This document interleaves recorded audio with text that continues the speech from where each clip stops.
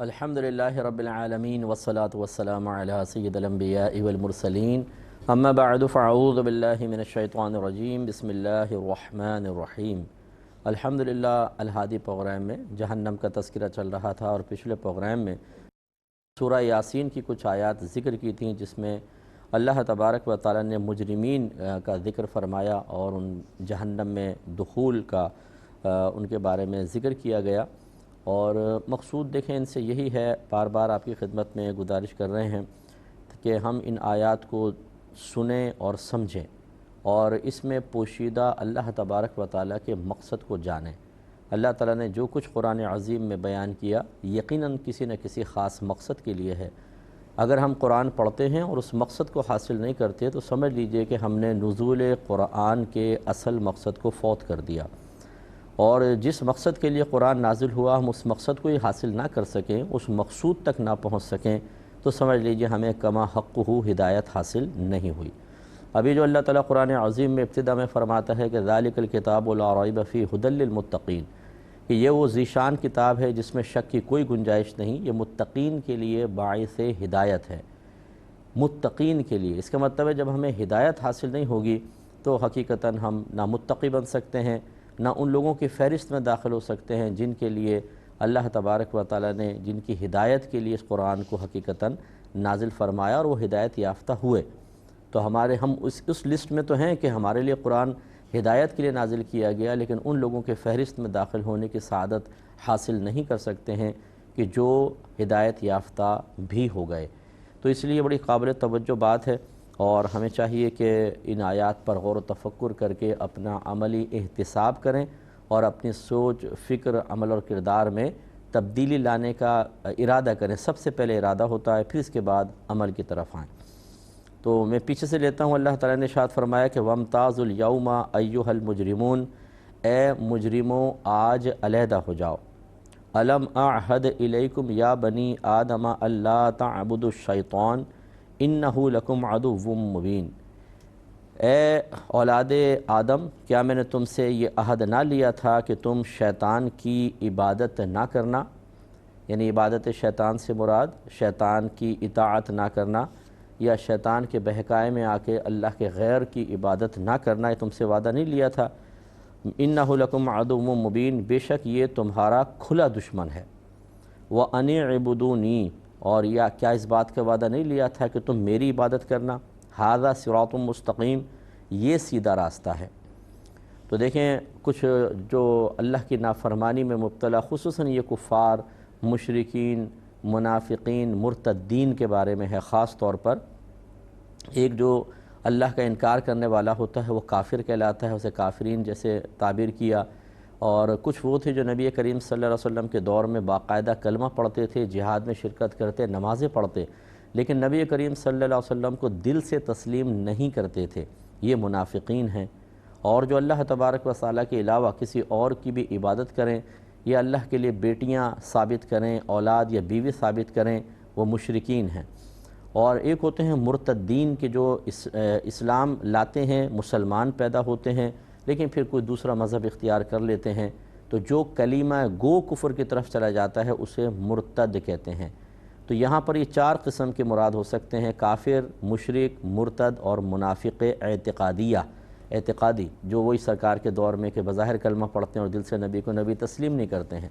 تو یہ خاص ان کے لیے ہے، لیکن ایک مسلمان کو بھی اس سے درس حاصل کرنا چاہیے۔ جیسے اکثر میں عرض کرتا ہوں کہ اللہ نہ کرے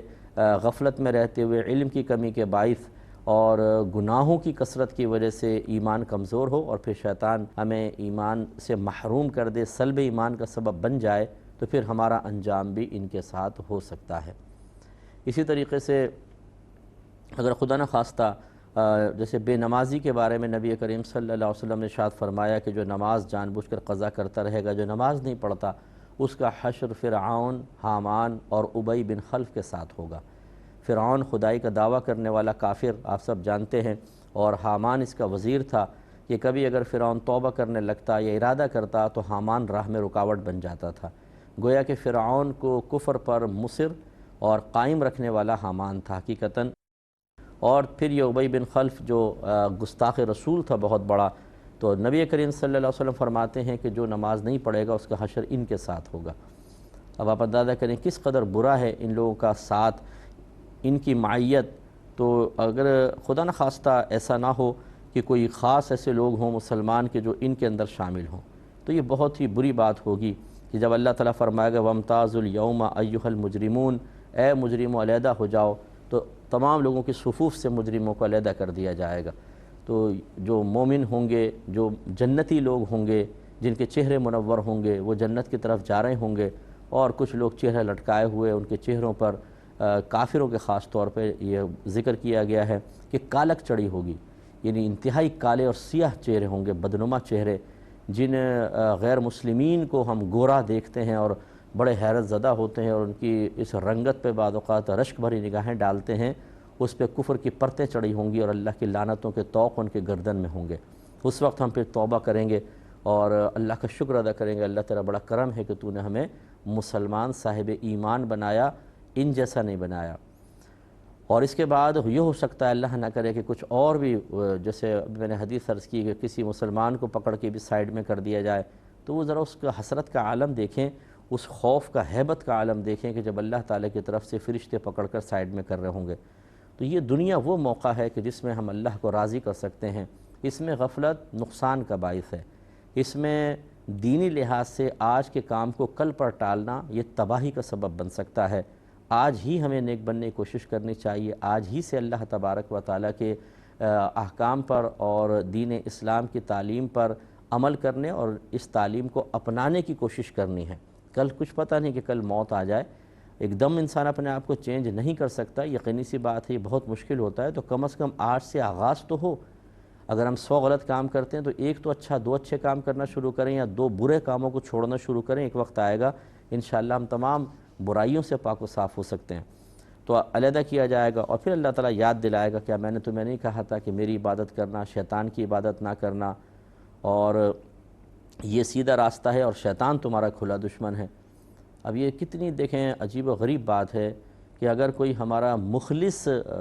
ہوتا ہے، قریبی ہوتا ہے، وہ ہمیں کسی خطرے سے آگاہ کرتا ہے تو ہم اس کی بات غور سے سنتے ہیں۔ والد صاحب کیا کہہ رہے ہیں، والدہ، بعض اوقات ہمارے گھر والے سمجھاتے ہیں، دیکھو بیٹا رشتہ داری اپنی جگہ، لیکن فلاں جو تمہارا رشتہ دار ہے نا، اس نے کبھی ہمارے ساتھ اچھا سلوک نہیں کیا اور دشمن ہے، ایسا نہ ہو کہ تم اس کی چکنی چپڑی باتوں میں آ جاؤ اور وہ تمہیں بھی تباہ کر دے، اس سے دور رہنا۔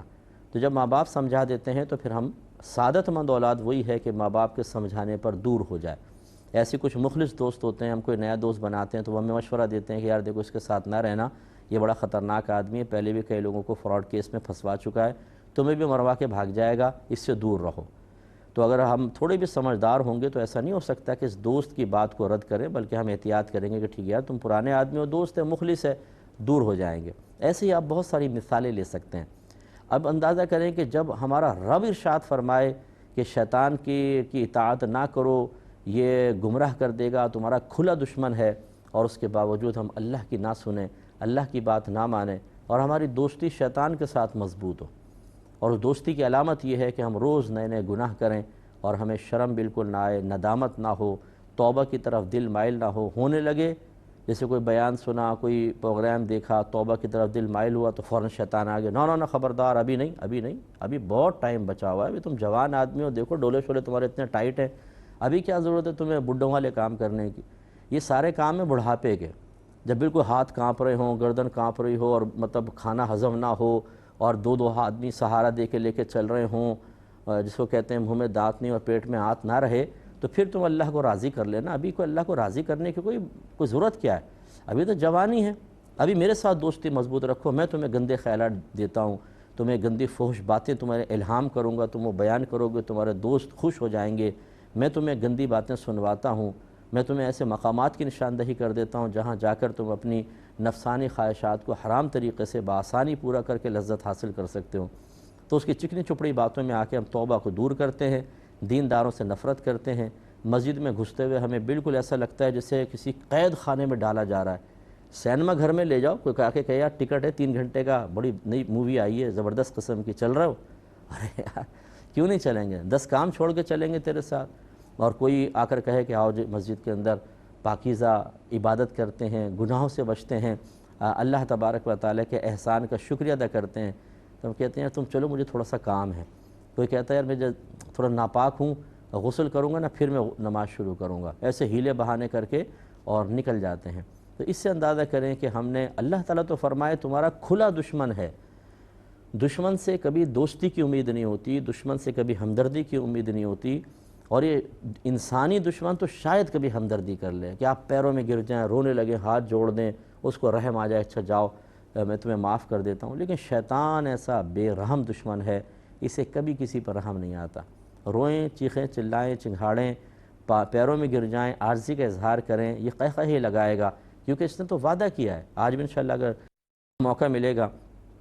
تو ایسی آیات ذکر کریں گے جس میں اس نے چیلنج دیا ہے اللہ تبارک و تعالیٰ کو کہ میں تیرے بندوں کو جہنم میں لے کر جاؤں گا. تو اس لیے اس سے رحم کی امید فضول ہے. تو اب یہ غور کریں کہ ایک طرف رب کریم مشورہ دے رہا ہو, بلکہ ایک طرح سے تو حکم ہی ہے نا, لیکن یہاں بصورت مشورہ نظر آ رہا ہے, ویسے تو اللہ کا حکم ہی ہے, اور ایک طرف شیطان. اچھا یہاں ایک طرف سے مراد میری کوئی سمت کا متعین کرنے کا نہیں ہے, تقابل کی وجہ سے میں ایک طرف کہہ رہا ہوں. اللہ تبارک و تعالیٰ وہ جس نے ہمیں پیدا کیا, رزق عطا فرمایا, نعمتیں دے رہا ہے. شیطان وہ جس کا ان میں کوئی دخل نہیں ہے. اللہ تعالیٰ وہ جس نے ہر لذت کو پیدا کیا, یہ وہ جو لذتوں کا مالک اور خالق نہیں ہے, لیکن اس کے باوجود اللہ تبارک و تعالیٰ سے کنارہ کشی اختیار کر کے شیطان سے دوستی مضبوط کرنا کس قدر بری بات ہے. اگر آپ پال پوس کے اپنے بیٹے کو جوان کریں اور وہ ان لوگوں کے ساتھ اٹھے بیٹھے جو آپ کو گالیاں بکتے ہیں, جو آپ کے خلاف سازش کرتے ہیں, جنہوں نے آپ کے کاروبار کو تباہ کیا, جنہوں نے آپ پہ جھوٹے مقدمے بنا کر آپ کو کئی سال تک جیل میں بند رکھا, اور بیٹا ان کے ساتھ بیٹھ کے ہنس رہا ہے, ٹھٹے لگا رہا ہے, چائے پی رہا ہے, گلے میں ہاتھ ڈال رہا ہے, اور ان کے ساتھ وہ گھوم رہا ہے, پھر رہا ہے, بتائیے آپ کی قلبی کیفیت کا عالم کیا ہوگا. اب اللہ تبارک و تعالیٰ تو اثر قبول کرنے سے پاک و صاف ہے. ایسا نہیں کہ ہم شیطان کی بات مانیں تو اللہ کو دکھ اور تکلیف ہو جائے, معاذ اللہ, وہ تو اثر قبول کرنے سے پاک و صاف ہے, لیکن وہ بے نیاز ذات ہے. جب کوئی اللہ کا کہنا نہیں مانتا تو اس کا ازلی فیصلہ ہے کہ پھر انجام اسی قسم کا ہوگا کہ اللہ تبارک و تعالیٰ اگر خدا نخواستہ ناراض ہوا, اللہ نہ کرے کہ اللہ ہم سے ناراض ہو جائے, تو اللہ تعالیٰ ایمان کو سلب فرما لیتا ہے, چھین لیتا ہے. اور کتنے لوگ ایسے ہیں میری نگاہوں کے سامنے کہ جو مسلمان تھے اور پھر دولت اسلام بھی ان سے چھن گئی اور وہ کافر و مرتد ہو گئے, دوسرا مذہب اختیار کر لیا. تو اس لیے ہمیں اللہ کی بے نیازی سے ڈرنا چاہیے, اور جو ہمارے رب کا حکم ہے کہ شیطان تمہارا کھلا دشمن ہے, تو بس دشمن ہے, اور دشمن سے ہمدردی نہیں ہوتی, دشمن سے پیار نہیں ہوتا, دشمن کے سامنے سر نہیں جھکایا جاتا, دشمن کا کہنا نہیں مانا جاتا, دشمن کو راضی کرنے کے لیے عمل نہیں کیا جاتا. تو جو ہمیں دنیاوی دشمن کے لیے ساتھ ہم کرتے ہیں اس سے کہیں زیادہ ہمیں برا اس اخروی اور ایمان کے دشمن کے ساتھ کرنا چاہیے, کیونکہ آپ کے رب کا حکم یہ ہے کہ اس سے دور رہو. اور اللہ تعالیٰ فرماتا ہے کہ وَلَقَدْ أَضَلَّ مِنْكُمْ جِبِلًّا كَثِيرًا أَفَلَمْ تَكُونُوا تَعْقِلُونَ, اور بے شک اس نے تم میں سے بہت سی خلقت کو بہکا دیا, تو کیا تمہیں عقل نہیں تھی. جو بہت ذہین, فتین اور عقل مند بنتے ہیں کہ جی دیکھو میں نے عقل لڑائی, یہ کاروبار کیسا چلا گیا, اور ہم نے عقل لڑائی تو دیکھیں یو کے کا ویزا مل گیا, نیشنلٹی مل گئی وہاں کی, ہم یو ایس سٹیزن بن گئے جی, اور یہ اور وہ, اور مختلف قسم کے امور جس میں حقیقتاً ہمارا کمال تو کچھ بھی نہیں, ہمارے اللہ کی ہی دین ہوتی ہے, لیکن ہم سمجھ نہیں پاتے, اس کو اپنا کمال قرار دیتے ہیں. وہ سمجھدار لوگ بعض اوقات شیطان کا کہنا کیوں مان رہے ہوتے ہیں, یہ وہاں پر عقل مندی کیوں چلی جاتی ہے, وہاں سمجھداری کہاں چلی جاتی ہے, یہ ان کو سوچنا چاہیے. تو اس لیے جو دنیا کے اندر اپنے آپ کو بہت سمجھدار سمجھتا ہے, بعض اوقات وہ اتنا سمجھدار ہو جاتا ہے کہ اللہ تبارک و تعالیٰ کے احکام کو بھی معاذ اللہ اور اس میں موجود حکمت کو بھی بڑی حقارت کی نگاہ سے دیکھتا ہے. آپ دیکھیں نا, ایک ارب پتی آدمی ہو, شرابیں پیتا ہے, زنا کرتا ہے, اور اشارے کرے تو سارے کام ہو جائے, اسے آپ جا کر کہیں کہ آئیے نماز پڑھیں 5 وقت نماز, وہ آپ کی سنے گا؟ یا آپ کہیں شراب حرام ہے, یہ عورتوں کے ساتھ معاملات کرنا یہ حرام ہے, گناہ کبیرہ ہے, تو بہت مشکل ہے کہ وہ ہدایت قبول کر. ہو سکتا ہے آپ کو اٹھا کے باہر پھینک دے, کیونکہ وہ اس نظر سے دیکھے گا کہ میں نے اپنے ذہن لڑایا تو آج اس مقام پہ بیٹھا ہوں کہ اشارے سے کام ہو رہا ہے, اور یہ پھٹے پرانے کپڑے پہن کر اور معمولی سے کپڑے پہن کے مجھے تلقین کر رہا ہے. تو وہ عموماً کسی کی نصیحت قبول نہیں کی جاتی. تو وہ جو شخص اپنے آپ کو اتنا سمجھدار سمجھے کہ اللہ کے احکام اور ان احکام کو اس شخص تک پہنچانے والے انتہائی حقیر اور معمولی نظر آ رہے ہوں تو بتائیں اس کا ایمان کیا بچے گا؟ کتنے لوگ ایسے ہیں جو مذہب کو برا کہتے ہیں، مذہبی پابندیوں کو برا کہتے ہیں۔ آپ نماز کا ذکر کریں، حقارت کے ساتھ نماز کا تذکرہ کرتے ہیں۔ یعنی یہ مجھے اتنے باہر سے بہت زیادہ آتے ہیں، اس طرح کی میلز آتی ہیں، میسیجز آتے ہیں۔ جو بہنیں لگاتار ہمارے پروگرام دیکھ رہی ہوتی ہیں، گھر میں زیادہ تر خواتین ہوتی ہیں، تو وہ پروگرام زیادہ دیکھنے کا موقع ملتا ہے، تو ان کا ذہن تھوڑا سا مذہبی بن جاتا ہے، اللہ کا خوف پیدا ہوتا ہے۔ پھر وہ ان تعلیمات کی روشنی میں جب اپنے گھر کا ماحول دیکھتی ہیں تو لگتا ہے کہ ہم کسی کفرستان میں رہ رہے ہیں، کہ مذہب کو برا کہنا، اذان کو برا کہنا، اور دینداروں کو برا کہنا، اور نماز کا کہیں تو سیخ پا ہو جانا، اور نماز کو معاذ اللہ گالیاں بکنا شروع کر دینا۔ اللہ تعالیٰ معاف فرمائے، ایسے ہمیں مطلب کیسز آتے ہیں کہ جب سمجھایا جاتا ہے تو اللہ کو گالیاں بکنا شروع کر دیتے ہیں۔ آپ بتائیں کیا ان کا ایمان رہے گا؟ اللہ کو گالی بکنے والا، رسول کو گالی بکنے والا، قرآن کو گالیاں بکیں، نماز کو برا بھلا کہیں، اور مذہب اسلام کو انتہائی حقارت کے ساتھ ذکر کریں۔ کیا ایسا باپ ایک اچھا باپ ہے؟ یہ اپنی اولاد کو کیا سکھا رہا ہے؟ اس کی اولاد بیچاری کس راستے پر جائے گی؟ تو یہ بعض اوقات ہوتا ہے کہ اپنے زوم میں انسان دنیاوی ترقی کے باعث اتنا اونچا ہو جاتا ہے کہ پھر اسے معاذ اللہ ہر چیز نیچی نظر آتی ہے۔ ایسا نہیں ہونا چاہیے۔ فرعون نے دیکھا نا اپنے آپ کو بڑا اونچا سمجھا، تو اسے موسیٰ علیہ السلام بھی حقیر نظر آئے۔ موسیٰ علیہ السلام کے ذریعے جو اللہ نے توریت بھیجی، اور توریت تو چلے بعد کا معاملہ تھا، معجزات وغیرہ بھیجے، ان سب کو اس نے حقارت سے دیکھا، اور خود ذات باری تعالیٰ کے بارے میں اس کا تکبر ایسا چڑھ کر بولا کہ اس نے خدائی کا دعویٰ کیا، اور معاذ اللہ اپنے آپ کو کہا انا ربکم الاعلی، میں تمہارا اعلیٰ رب ہوں۔ تو اس کا مطلب ہے کہ باقی سب اگر کوئی ہے تو وہ ادنا ہے، تو اللہ تعالیٰ کو اس نے بڑی نگاہ حقارت سے دیکھا۔ تو اس کا مطلب یہ ہوا کہ جتنا یہ